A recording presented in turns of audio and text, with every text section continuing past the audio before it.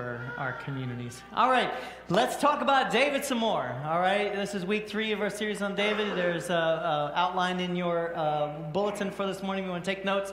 We are going to be in 1 Samuel. That is in the Older Testament, 1 Samuel chapter 21. All right, verses 1 through 11. Short verses today. I tell you, before today, I hadn't missed this story completely. So this is a hidden gem that we're going to be looking at in this life and story of David in chapter 21. A quick recap of where we've come from, where we've been till now. In our first week, we saw that that the people of Israel wanted a king. They were tired of these prophets that would come, and they wanted one ruler.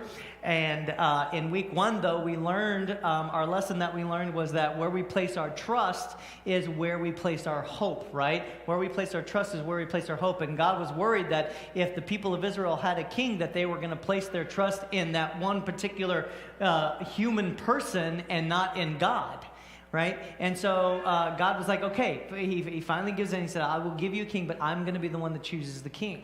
Okay, and so King Saul rises up as the first king of Israel, but then in that week 1, we saw where God said, okay, Saul, your time is up. Saul just was not the ruler that the people of Israel needed, and God sent Samuel to anoint David, a shepherd boy, the last son of Jesse, the smallest and the shortest. I love the way that God works. The shortest one of all the sons.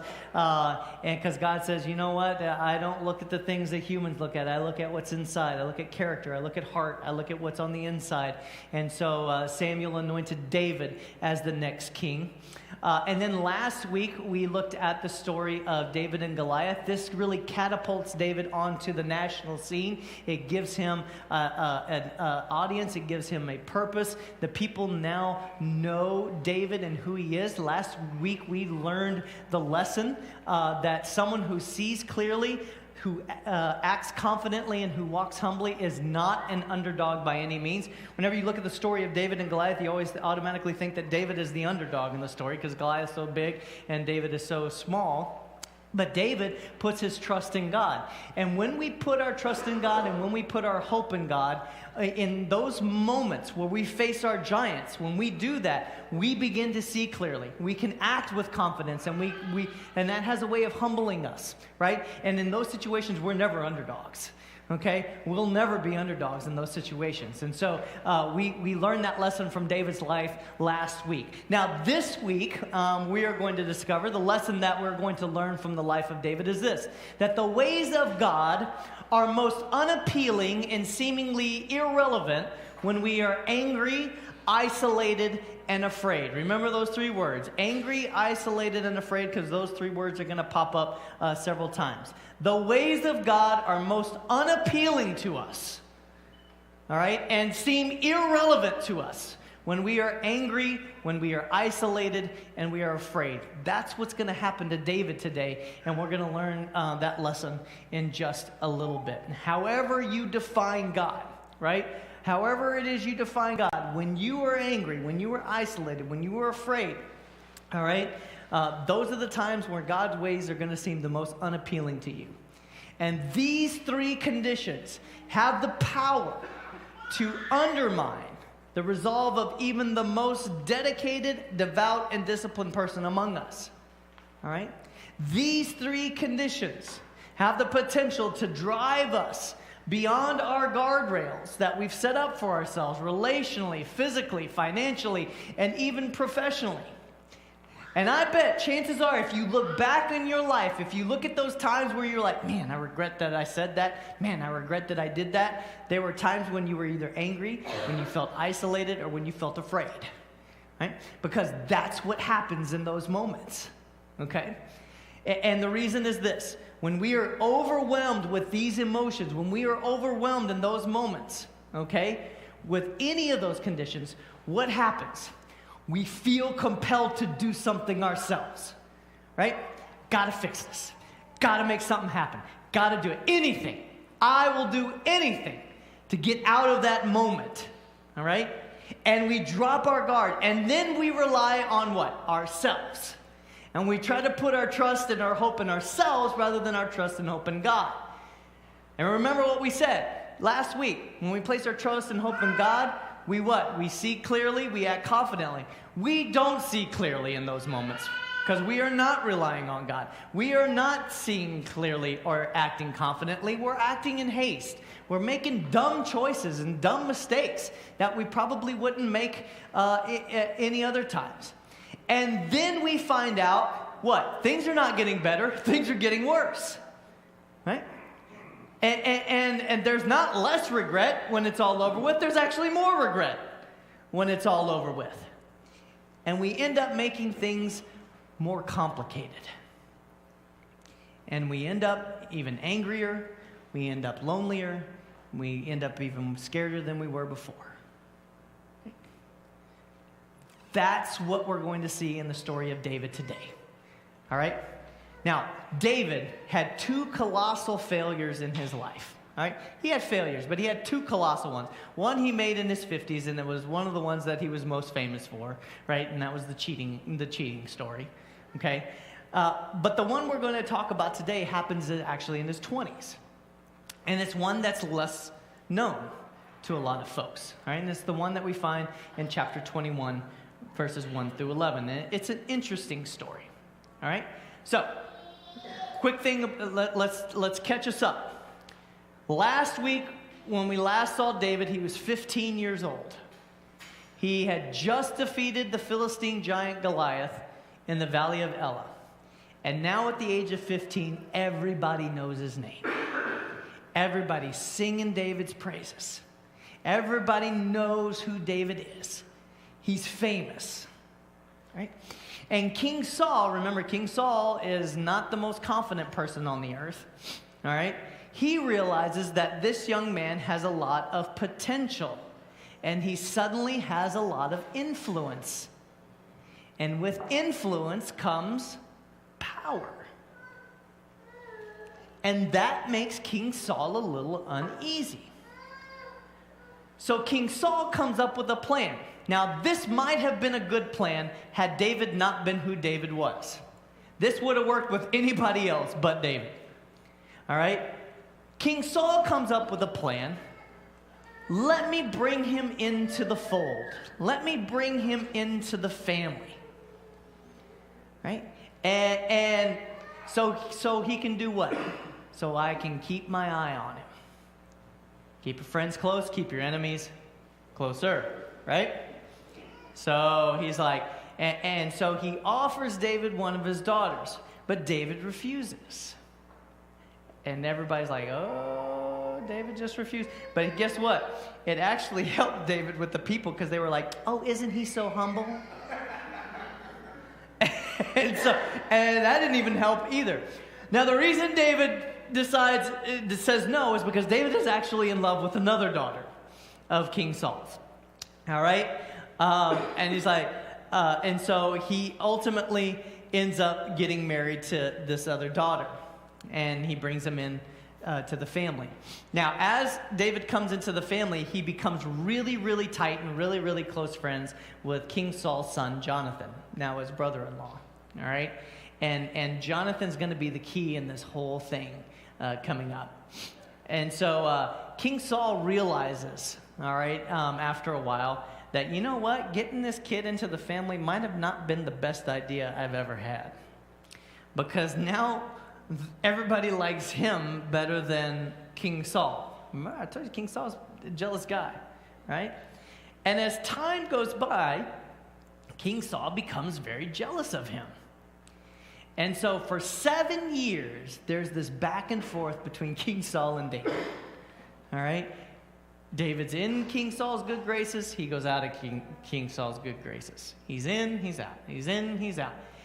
King Saul keeps sending him on these missions, hoping he's going to die. They're rigged. They're rigged missions. And David keeps coming back perfectly fine. Why? Secretly, Jonathan is helping David because why? He's got the king's ear. That's his dad. And so he knows what's going on. So he keeps helping David all of this time. And so it just builds and builds and builds and builds until one night, King Saul is having this dinner, and him and Jonathan, his son, get into a huge argument over David. And finally the king blows his stack, and he finally says what probably has been on his heart the entire time. I want David dead. And he storms out of the room in a little hissy fit. And Jonathan goes, we got a problem. Right? So Jonathan goes to David and says, bro, you not only need to get out of town, you've got to get out of the country. Because King Saul wants you dead. And David panics. David's like, I don't know what to do. Because here's what happens. David suddenly feels angry. He suddenly feels betrayed and lonely. He has laid his life on the line for King Saul time and time and time again. He put his life on the line when he went down to the Philistine giant Goliath for all of Israel. And he just feels betrayed. He feels betrayed. He feels angry. He feels isolated. He's afraid for his life now. And he does what any one of us would do when we are angry, isolated, and afraid. We panic. And what did we say earlier? What happens in those moments? We got to do something about it. Got to do something about it. I got to fix this. Right? And he takes matters in his own hands. And David loses sight that God is with him. David loses sight that he is God's anointed one. David loses sight that he has God's power. And that's what happens to us. When we become angry and isolated and afraid, we lose sight that God is with us in those moments. That God has our backs, that we have the power of God, and that each one of us, like David, is anointed. And so David loses sight of that. And instead of running towards, like we saw in Goliath, David runs away. And here's what happens. Chapter 21, verse 1. David went to the town of Nob, because that's where I would go, to see Ahimelech, the high priest. Why does he go to Nob? Yeah, it's a funky name. He goes there because that's where the tabernacle currently is. All right? The Ark of the Covenant. Remember, it's still traveling. Right? And so right now, that's where it is. And wherever the tabernacle is, wherever the Ark of the Covenant, that's where the high priest is. And so that's where he goes. All right? So he goes to the town called Nob. And Ahimelech trembles when he sees him. Why are you alone? Why is no one with you? Ahimelech had never seen David by himself before. Because ever since he killed the Philistine, he's had an army around him. You can hear David coming from a mile away for the soldiers that are marching with him. And here David shows up on his doorstep. He doesn't look good. He's all disheveled, dirty, and by himself. And Ahimelech's like, something doesn't add up. Right? So he's like, what's going on? And look what David does. David says, verse 2, the king has sent me on a private matter. He told me not to tell anyone why I am here. I have told my men where to meet me later. Now, what is there to eat? Give me 5 loaves of bread or something else you have. David lies.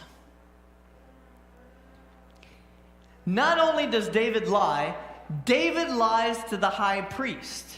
Not only does David lie and lies to the high priest, David lies to the high priest in the midst of the Ark of the Covenant, where the presence of God is supposed to be. He's like, oh yeah, I'm on a secret mission by the king, blah, blah, blah, blah, blah, blah, blah. Now do you have some food to eat? Mr. Thou shalt not lies.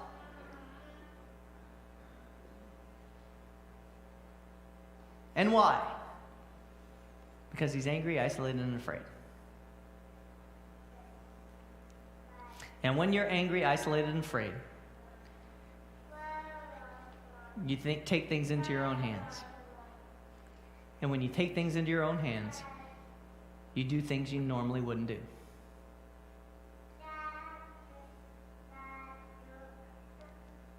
And I don't know about you, but at this point, as I'm reading this story this past week, I have to wonder if you're wondering the same thing. What happened to the kid who took on the Philistine giant in the Valley of Elah? Where's he at? Where's the one who faced a giant and said, yeah, you may come at me with javelin and sword, but I come at you in the name of the Lord Almighty. And I have bad news for you, bud. I'm going to win. Where's that kid? What happened to him? Well, he's not placing his trust in God. And when you don't place your trust in God, you don't place your hope there. And when you don't place your hope there, you don't see clearly, you don't act confidently, you don't walk humbly. And that's exactly what's happening. What happened to, remember this verse that we said together last week? In you, Lord my God, I put my trust, my hope is in you all day long. David wrote those words. Where's that guy? Remember we talked about when you face your giants to say these words to yourself? In you, Lord my God, I put my trust, my hope is in you all day long. So they talk a little bit about food and having some bread. And all the priest has is holy bread, so he makes sure that David's clean because you have to be clean in order to have the holy bread, and that sort of stuff. And so now get this. So verse 8. So David asked Ahimelech, do you have a spear or sword? The king's business was so urgent, I didn't have time to grab a weapon.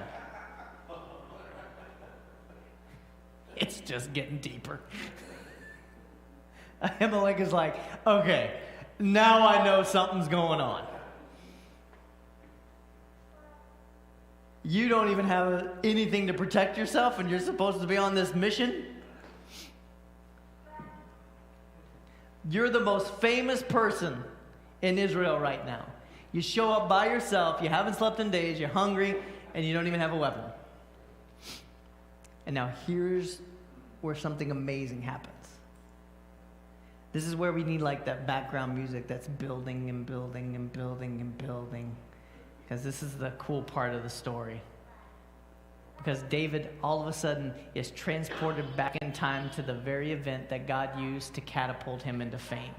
This is David's wake-up call. He's asking for a sword. And get this.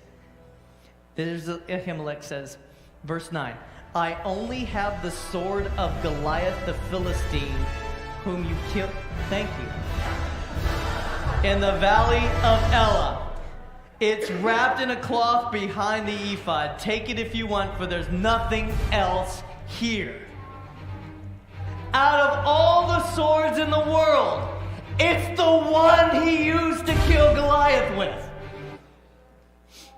It's been 7 years since this thing happened.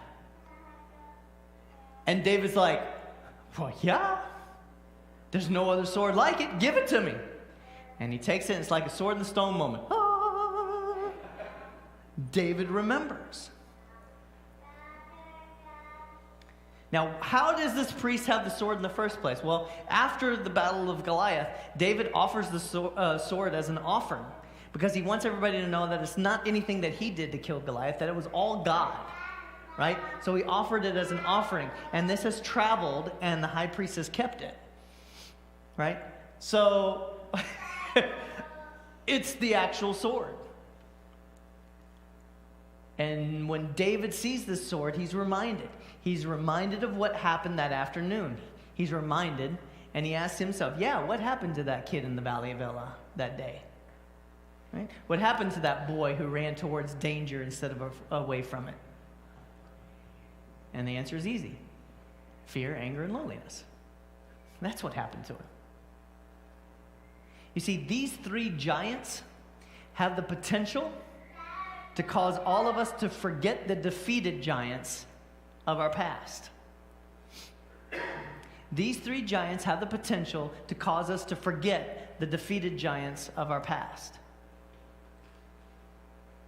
And suddenly David is reminded of God's faithfulness and God's power, and he decides to go back. He doesn't go all the way back, but he first goes to a place called Gath.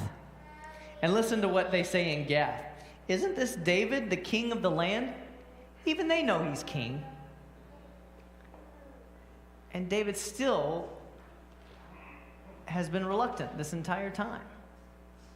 Isn't he the one that the people honor with dances, singing, Saul has killed his thousands and David his 10,000s? Ouch.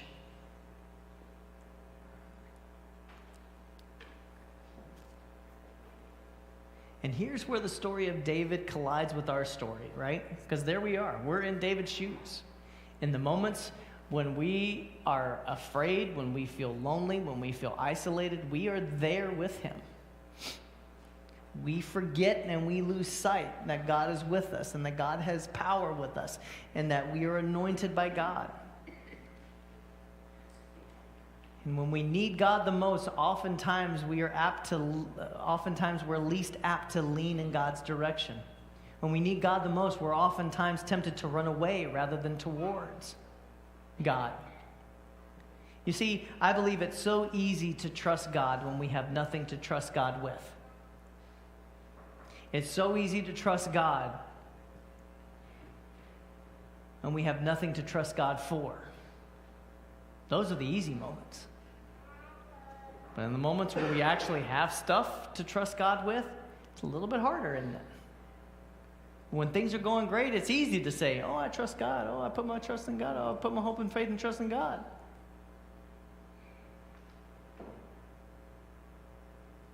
And here's what's amazing, is that through this failure of David, we're reminded that 1,000 years later, 1,000 years after this event, David's most famous descendant, born in the city of David, is going to gaze into the eyes of people of Israel who are frightened, who are alone, and who are afraid, and he will say, I want you to come to me. And this descendant would place himself in the place of God. And instead of the Lord as a refuge, Jesus, 1,000 years later, would look at a group of the same people in the same situation as David, who are fearful, who are angry, who are lonely, who are isolated, in the same situations we find ourselves in today as well. And he will tell them, I want you to come to me. All you who are weary and burdened, and I will give you rest. I want you to take all of that heaviness and I want you to put it on me. And in our moments of anger, in our moments of frustration, in our moments of loneliness, in our moments of fear, Jesus looks at us and tells us the same thing. Remember, you are anointed. Remember, God's power is with you. Remember that God has your back and is with you. So come to me, and I will give you rest. And I will take that burden upon myself. In Jesus' name, amen.